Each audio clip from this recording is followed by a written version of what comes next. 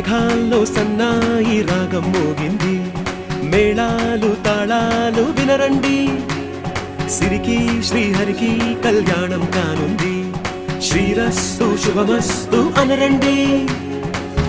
అచ్చు తెలుగింట్లో పెళ్లికి అర్థం చెప్పారంటూ, మెచ్చదగు ముచ్చట ఇది అని సాక్ష్యం చెబుతామంటూ, జనులంతా జై కొట్టేలా జరిపిస్తామండి.